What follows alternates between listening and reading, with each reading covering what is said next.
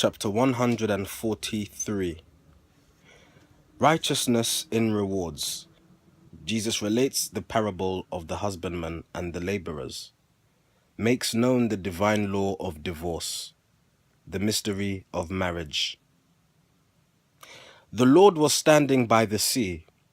The multitudes were there, and one stood forth and said, "Does God bestow rewards as men bestow rewards for what is done?"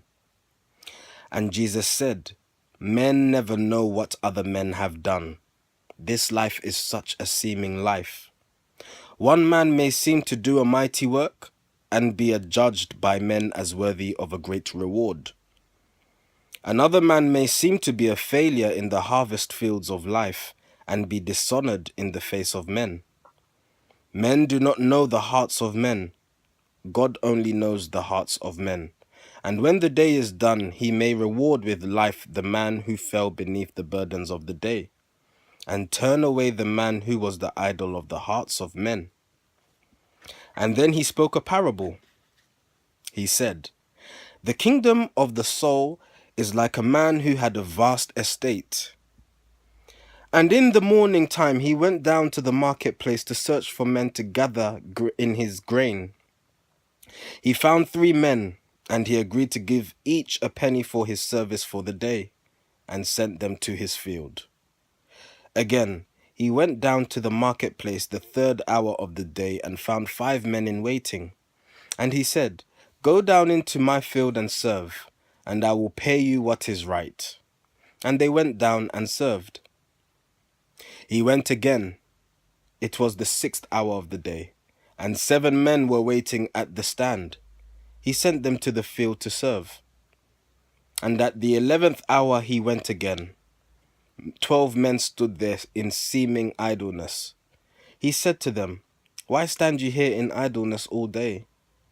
They said, 'Because we have no work to do. No man has hired us.' And then he sent them to his field to serve. Now, when the evening came, the man said to his steward, 'Call the laborers from the field and pay each for his services.' And all were paid, and each received a penny for his hire. Now, when the 12, who served but from the 11th hour, received each one a penny for his hire, the 3 were sore aggrieved. They said, 'These 12 have served but 1 short hour, and now they have an equal share with us who have toiled through the scorching hours of day. Should we not have at least 2 pennies for our hire?' The man replied, 'My friends, I do no wrong to you. Did we not have a fast agreement when you went to work? Have I not paid in full? What is it unto you if I should pay these men a smaller or a larger sum? Take that which is your own and go your way, for I will give unto the 12 what I will give unto the 3, the 5, the 7. They did their best, and you could do no more than do your best. The hire of a man is based upon the intent of the heart."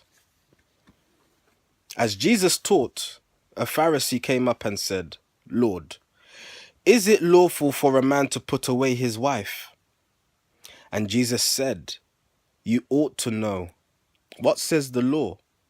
The Pharisee replied, "The law provides that man may be divorced, may put away his wife." And Jesus said, "The hardness of the hearts of men induced the giver of the law to make provisions such as these, but from the first it was not so. God made a woman for a man, and they were one. And afterwards he said, 'A man shall leave his father and his mother and shall cleave unto his wife. They are no more divided. They are one flesh. What God has joined no man can part.' Now, when they went up to the house, a man made free to ask again about this matter of divorce. And Jesus said again what to the Pharisee he said, and then he gave the higher law of marriage life. 'Whoever puts away his wife, except she be a courtesan, and then shall take another wife, commits adultery. The woman who shall leave a man unless he be a libertine and an adulterer, and then becomes the wife of any other man, commits adultery. And Thomas asked, What is adultery? And Jesus said, The man who harbors lustful thoughts, who covets any woman not his wife, is an adulterer. The wife who harbors lustful thoughts and covets any man who is not wed to her, is not her husband, is a courtesan. Men cannot make a law to bind two hearts. When two are bound in love, they have no thought of lust. The woman cannot leave the man has no desire to send his wife away. When men and women harbor lustful thoughts and covet any other flesh, they are not one, not joined by God. And Philip said, Lord, are there few that God has joined in holy marriage bonds?